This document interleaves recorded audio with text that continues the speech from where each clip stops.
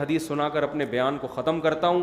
رسول اللہ صلی اللہ علیہ وسلم نے فرمایا ذاق طعم الایمان من رضی باللہ ربا وبالاسلام دینا وبمحمد نبیا صلی اللہ علیہ وسلم. فرمایا اسلام جو ہے نا یہ ایک میٹھی چیز ہے جس کا ایک بڑا لذیذ ذائقہ ہے, کیونکہ نیچر ہے نا. دیکھو اس کی میں ایک مثال دیتا ہوں. آپ بڑے میلے کچیلے گندے تھے, آپ سکون میں ہوگے سکون میں, بدبو آ رہی ہے جسم سے, کپڑے بھی میلے, آپ جا کے نہا دھو کے آتے ہو, صاف ستھرے کپڑے پہنتے ہو, طبیعت میں ایک دم ایک سکون ملتا ہے کہ جگہ بھی صاف ستھری, ایک دم ایک سکون ملتا ہے کہ نہیں ملتا. تو میں نے آپ کو بیان کے شروع میں بتایا تھا کہ انسان کی دو زندگی ہیں, ایک جسمانی اور ایک روحانی. تو اسی طرح جیسے جسمانی گندگی کا انسان شکار ہوتا ہے, روحانی طور پر بھی انسان گندا اور میلا ہوتا رہتا ہے.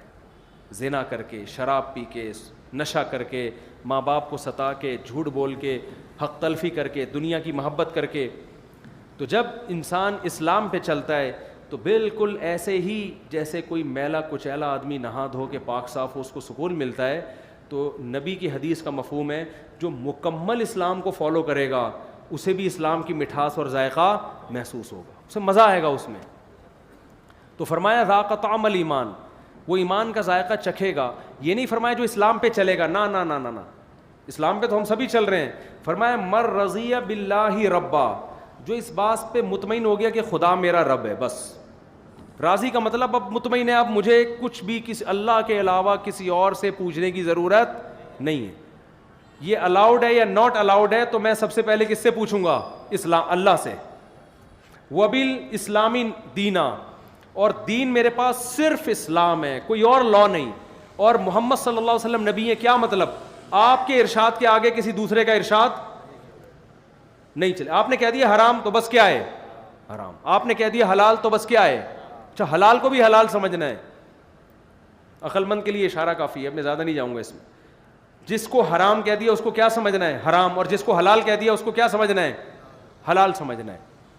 تو آپ نے فرمایا جو دل سے اس پہ مطمئن ہو گیا نا کہ بس اب آئندہ زندگی انہی اصولوں پہ گزرے گی, تو آپ صلی اللہ علیہ وسلم نے فرمایا ذاق طعم الایمان, ایمان کی مٹھاس کو کیا کرے گا؟ ذائقے کو محسوس, لذت آئے گی اس کو.